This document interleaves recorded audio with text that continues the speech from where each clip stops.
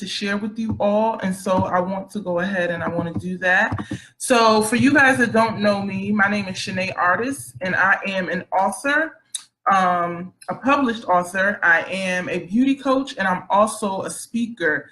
And tonight I'm going to be talking from my book that was released back in August called This Is Not My Life, 10 Steps to Overcoming Fear and Adversity. And tonight what I'm going to be talking about is one of my steps. So in that book, I provided 10 steps for people who have found themselves struggling with different fears that stop them from moving forward in life, people who find themselves struggling with adversities or just situations that arise that are just seem like stumbling blocks or seem like they're situations that take them back 10 steps or what have you. And so I provided 10 steps in that book on how people can learn to overcome that. And that is based on my own personal experience of overcoming fear and adversities, childhood abuse, just different situations, bad choices that I've made in my life as it pertains to dating and just a bunch of different things that I've experienced. God took me through this process and this journey of learning how to overcome that. And so tonight I'm going to be sharing with you guys one of the steps that I provide in the book, which is recover from identity theft. Okay. So many times the reason why I thought about this is because I talked to Keisha and I asked her, like, what are some of the needs of the ladies in the community? Because I wanted to make sure that I was saying something that was going to be beneficial to those that are listening, right? I don't want to just be on here chatting, wasting my time and yours. So she said, she gave me some ideas about some of the things that she's noticed or she's heard from some of the ladies in the community. And so I thought that this was a really good topic to discuss. So many times as women, we find our identity in our roles. So maybe as being a mom, being a wife, being a single woman, being a business owner, or even an employee, or something like that. Many times that's where we find our identity, in all of the things that we have going on in life, all of the things that we have to do, all the hats that we wear.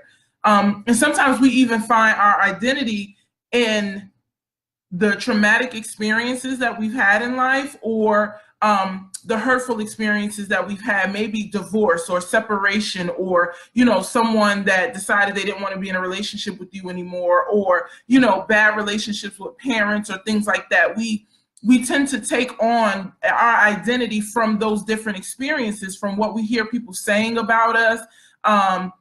It tends to shape the way we view ourselves. But the truth is, the way that we view ourselves is how we tend to live our lives. And if we're not secure in who we are, we will live our lives in light of what other people may have said or done to us. And that's not a way to live, because I don't believe that that's the life that God has designed or desired for us as his daughters, as his children, to live. So it's really important to be clear on who you are as a person and to be firm in your identity, so that when people come with their assumptions about who you are, and Keisha talked about this a few weeks ago. I saw a post about people, calling you something that you're not, or, when a bad circumstance happens in your life, you can be confident in who you are, no matter what's going on around you. So if you've ever suffered from identity theft, tonight I'm going to give you some tips on how to recover, okay? And so I'm going to do that by reading a snippet from my book, which just outlines my experience. And then I'm also going to give you some tips. Sorry, y'all, I got to turn this phone down. Then I'm also going to give you some tips from my book based on the snippet, so you can kind of get a better understanding of who I am and some of the experiences that I've had. And then also hear how I have been able to overcome that and am continually able to utilize these same steps to overcome it, okay? So this is step 9. I had somehow come to believe that because of my experiences, I would become just like everyone that hurt me. I believed that I was going to one day continue the cycle of what was done to me and those before me. I was afraid of becoming addicted to cocaine like my father, an alcoholic like my grandmother, an abuser just like those who had abused me. I felt like damaged goods and that my life would never amount to much. I was also afraid of admitting that those were my fears because of what I assumed people would think about me if they knew the truth. My inability to be honest with myself and those that really cared about me allowed the enemy to continue to torment me with those lies day in and out. I struggled daily with my identity and worth. Knowing the truth was one thing, believing the truth and learning to live beyond the lies that I had believed about myself for so long was another thing. It was not an easy task. Daily, I had to remind myself that the things that people said about me weren't always true, no matter who said it. I had to learn most people judge others from their own distorted view, and they too have a defective lens. I had to come to realize that the tragic endings in stories that I heard about other people that had gone through the same things as I did didn't have to be my story. I had to learn to identify and silence the negative self-talk that kept me doubting myself. I tried so hard to convince myself that what I believed about myself for so long was a lie, but my release didn't begin until I first admitted that I was in bondage to a lie and I had taken on an identity that was never mine to begin with. Then one day, in prayer, I heard the words identity theft. Although it didn't miraculously make me feel better about how I was feeling, it did cause me to begin to think about how I viewed myself. I realized that I somehow believed all that I had become was the final say in who I was, and it was painful. I didn't want to continually live in fear every day, feeling like I had to spiritually fight to make it to the end of the day. And so that is a snippet of step 9, just the beginning, talking a little bit about some of my own personal fears and how I got caught up in identity theft and how God showed me by just speaking those words to me in prayer. He's led me on a journey of figuring out how to recover from that. So I watched a sermon by Rick Warren. He's a pastor of Saddlebrook Church. And he did a sermon on YouTube. I saw it about our identity in Christ. And at the end of his sermon, it was an hour or something long sermon, but at the end of it, he talked about identity theft in our society, and about how the Fair Trade Commission responds to identity theft. When somebody says that somebody's opening accounts in their name or somebody's buying stuff in their name or they took money out of their account, he gave the specific instructions that the FTC gives to those people who have suffered from identity theft. And so the instructions were, this is what the FTC tells people that are experiencing identity theft: detect, realize your identity has been stolen, alert anyone that can help minimize the damage, close all false accounts created in your name, take control by changing passwords to all your accounts, stay alert, know it can happen again. So when I thought about that, I realized that process really can be transformed into a spiritual identity, a way to handle spiritual identity theft. When you find yourself believing that you're something you're not, or you find yourself living your life according to what someone else has said about you, there are steps that you can take that relate to those same steps, that you can apply them spiritually to help you find your true identity and get back to who you really are and who God has created you to be. So when you think about it in a spiritual context, number one, realize your identity has been stolen. So when you think about realizing that your identity has been stolen, ask yourself a few questions. The first question I have is, do you believe that who you are is based on what someone else said about you? So maybe your parents, old friends, or your exes, right? Do you believe that who you are is based on what somebody else says about you? The second question, do you find your personality changing based on the people around you? So do you get around other people and then your personality changes? You're one way at home and then you're another way at work and then you're another way at church. Like, are you just changing who you are depending on who you're around? Number three, and this is a big one, are you a people pleaser? Are you someone that loves to make other people feel good about themselves so much in that it takes away from you? Are you having a hard time finding value and purpose in your existence? Do you find it hard to believe that you're here for a reason, or that you have a purpose and that you are valuable? And then the last question, do you see yourself as incapable or unable to succeed in life? So those are 5 questions you can ask yourself. And I believe if you said yes, like many of us have and still do, say yes to any of those, then you may be living under a false identity. And it's time to really get to a place where you can learn to embrace your true self and live according to who God says that you are and who He created you to be every day. Okay? So the next verse, realize your identity has been stolen. Then alert anyone that can minimize the damage. So I don't know everybody in this group's faith background, but I am a Christian. So I pray to God and I love Jesus Christ. And so when I hear alert anyone that can minimize the damage, for me, it's praying and letting God know where I am, because I know that only He can minimize and heal the damage that has been caused by the experiences that have made me feel like someone that I'm not. And so that's praying and letting God know. Also, doing that shows that we trust Him and we're humble enough to admit that we need His help. And it can be as simple as saying, you know, God, that abuse really left me feeling useless. Or it really stole my identity. I know who I was before I got divorced and when I was married, but now that I'm divorced and I feel like I'm unwanted or I'm not a good woman, it just makes me feel like I'm somebody that I'm not, and I don't know who I am anymore. It's as simple as that. That rejection from the marriage made me feel useless or like not a good woman, or I'm having a hard time, God, believing good things about myself. I need your help. Alerting God and letting Him know, because the truth is He is the one that can help, that can minimize the damage. He's the one that can heal your heart. He's the one that can walk you through your own process and your own journey. But it's important that we alert anyone that can minimize the damage. So again, the first one, realize that your identity has been stolen. Second, alert anyone that can minimize the damage. Let's move on. Close all false accounts created in your name. So this one is really dope. I like it. I like to speak my mind, y'all. I don't like to be faking the funk with people. Okay, I just ain't got time for it. And especially when it comes to women, I love to speak truth to sister to sister, woman to woman, girl to girl. Like, we ain't got time to be faking out here, right?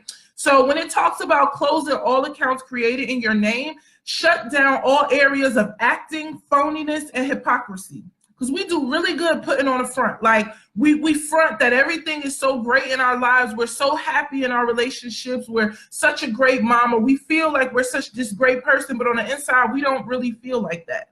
And if you want to get back to the source of who you really are, you got to shut down the faking and the phoniness and the hypocrisy. When people that go to church and they shout on Sunday, but then on Saturday night, they be in a club trying to get with this one and that one. Like, stop it, right? We have to stop it. And we have to really get to a point where we can be honest with ourselves and begin acting according to who we believe that we are. Like, really who God says that we are. Embracing those differences that we have, our quirkinesses, the things about us that we may feel like, embracing those things and asking God, how can He use them to His benefit? Quick story. The other day, I realized I was praying about something because somebody told me something about myself and I really didn't agree with them, but I was praying about it and the Lord showed me that it was stubbornness. That word came up clear as day, stubbornness. And I know that I'm a stubborn person by nature. I know that. It's just who I am. Like, when I get dead set on something, ain't no changing my mind. I don't care what you say. This is what it is. And if I think this is right, then I'm sticking with that. But He showed me that. And after He showed me that, and I went into my Bible and I was just looking up scriptures on stubbornness, I came across a devotional that talked about how even those things, even my stubbornness, God can take that and use that for His good. Because for me, I felt down on myself about it. I was like, dang, I'm stubborn. Like, I'm hard on people. I'm making people's lives hard when they're trying to work with me or deal with me. I don't want to do that. That's not my goal. But the truth is that stubbornness is not always just a bad thing. That stubbornness and firmness and that dig my feet in and I'm not moving and I'm being unshakable can benefit me at some point in my life, and will. And I'm sure it has in my past when I've faced situations where giving up was an option, but my stubbornness would not allow me to do it. So embracing the fact that I am a stubborn person, but also asking God, how do you use my stubbornness in a way to glorify and honor you? How can this personality trait, this characteristic be used in a way that you can benefit, that I can benefit, other people around me can benefit, you can get the glory out of it? Because the truth is, God knows who we are. He knows our personalities. He knows our quirkinesses and our control freaknesses and all of those things that we have that we may not like and we may want to sweep under the rug as if they don't exist. God knows about them. I mean, he created us, right? So he knows that they're there. So what we need to do is embrace those things and ask God, how can you use this? Show me how to use this in a way that is beneficial to everybody. And not only that, when you do that, you help yourself to stop being an imposter in your own life. And I said imposter. I said that because I mean that. Like, stop being an imposter in your own life. Stop sabotaging your own self by trying to be something that you're not. And then when you fail at being that, then you feel bad about you. Like, just be you, okay? So number one, realize that your identity has been stolen. Number two, alert anyone that can minimize the damage. Number three, close all false accounts created in your name. And just so you know, we're talking about identity theft. Recovering from identity theft. Number four, take control by changing passwords to all accounts. Take control by changing the passwords to all accounts. So what do I mean by that? Take control over your thoughts and change them when the enemy or negative self-talk tries to take over and tries to tell you that you're not good enough or that you can't do this or you're a bad person or nobody wants you or whatever it is that you may hear from the enemy or your negative self-talk. Take control over that. Speak the truth to that. Affirm who you are over that. And not only that, and then pray and ask the Holy Spirit, if that's your belief, pray and ask the Holy Spirit to shift your thinking. Pray and ask God, I need your help with this. I keep thinking that I'm just no good. I keep thinking, and then it makes me feel like I'm useless. Help me to realize that I'm valuable, that I'm useful, that I'm worthy, that I'm loved, and I'm cherished by you, and all the great things about me, all the great things about you that he has said. Pray and ask God to shift your thinking. And so when those negative thoughts come and they try to beat you up and make you feel bad about who you are, you have something to combat that, okay? So number one, realize your identity has been stolen. Number two, alert anyone that can minimize the damage. Number three, close all false accounts created in your name. And then number four, take control by changing passwords to all accounts. Okay, and then number five, and then this is going to be the last one, y'all. Stay alert. Stay alert. Know it can happen again.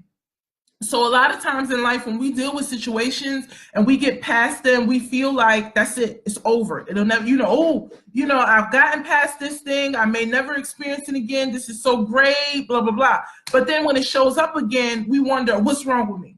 Oh, I'm a failure. Something bad is happening, blah, blah, blah.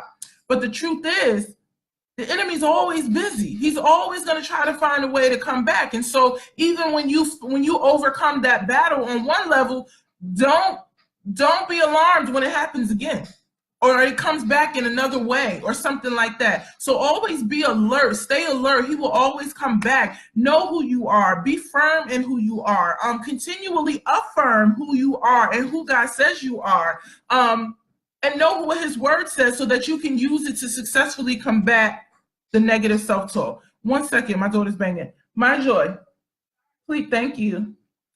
And then the last thing, repeat and staying alert, knowing it can happen again. Repeat number 1 through 4 as necessary. Repeat, realizing over and over again if you need to. If you've lost your identity again, alert anyone, talk to God about it again. Close all accounts, figure out where you being phony, where you faking at, where you being an imposter, and shut that down. And then take control by changing the passwords, changing your mindset, renewing your mind, going back to those scriptures that you used to read before the first time, and then asking God to refill your mind with that and renew your mind so that you can see yourself in a whole new way, okay? And so that you can get your identity back, y'all, because ain't nobody got time to be living a life that does not line up with who they really are. That's just not at all. All right, so those are my tips for you today, and I will come back and put them in the chat, but I want to ask y'all some questions real quick. So in my book, I also provide some reflections at the end of each step. Because what I want is I want each person that reads this book really to have a time to just think and to reflect on themselves, on their own experiences, on where they are, and to really just start writing out their own stuff. Because I believe that when you write, you take it out of your head and you can actually, it becomes real. So whether it's a fear, whether it's an adversity, whether it's an identity theft, whatever it is, when you get it on paper, you can see it. And I feel like you can better deal with it when you have it in front of you. So I ask reflection questions because I want people to reflect on where they are, and then be able to walk through the steps for themselves and to have a space to write in any aha moments that they may find as they are doing reading the steps themselves. So one of the reflection questions, I'm going to ask you 3. So the first one is, how has your experiences in life stripped you of your identity? So how have your experiences in life stripped you of your identity? Again, it can be something from your childhood, a parent, an absent parent, father wasn't there, and it made you feel like you had to look for love in all the wrong places. Maybe it was, a death in your family. Maybe it was, a divorce or a separation or a failed relationship or anything. It could be anything. But what is it, and how has it shaped, how has it stripped you of your identity? So how has your experiences in life stripped you of your identity? And then the second thing is wait a second, my thing jumped on me. Hold on. Second question is, what characteristics or behaviors have you taken on because of your identity being stripped? So what characteristics or behaviors have you taken on because of your identity being stripped? That could be as simple as somebody telling you that you ain't worth nothing and you ain't no good. So now you walk around with your head down. You don't take the time to get dressed or do your makeup or do your hair because you just feel like, who cares? I'm ugly. Nobody wants me anyway. Maybe something that happened in your childhood. You may feel like, you never want to have children because you're afraid that they will experience what you experience. What characteristics or behaviors have you taken on because of your identity being stripped? Okay. And then the last one, what characteristics or behaviors are you willing to let go, knowing that it is not a part of who you really are? So once you get to a place where you can really know that this is not who I am, this is not who I want to be, this is not how I want my life to be, what are those characteristics or behaviors that you're willing to let go of, knowing that they are not a part of who you really are? So ask yourself those 3 questions, write them out, see what you come up with, and holla at me and let me know.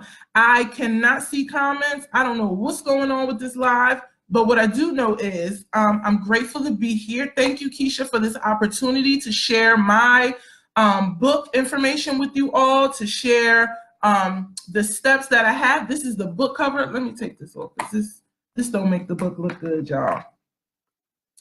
So the book is called This Is Not My Life, 10 Steps to Overcoming Fear and Adversity. You can grab this book. It's available on my site, shanaeartis.com/T as in Tom, I, N as in Nancy, M as in Mary, and L as in Larry. You can purchase a copy there, and I will also put the link to the sneak peek. If you want to grab a free sneak peek of my book, you can, just to kind of see what's going on in there. And I promise you, you're going to want to buy the book once you read the sneak peek anyway, so you might as well just buy the book. But I will put a link to that in there for you guys. But I want to thank you for joining me. I want to thank you for watching this on replay. Thank you for listening. Thank you for those of you who are going to grab the book. I appreciate you. And I pray that you all really, if you are struggling with your identity and feeling the worst about yourself, that you would really take the time to replay, listen to what I said, ask yourself those questions, and get to a point where you can truly recover from identity theft. So I love y'all, and I will holler at y'all later. Have a great night.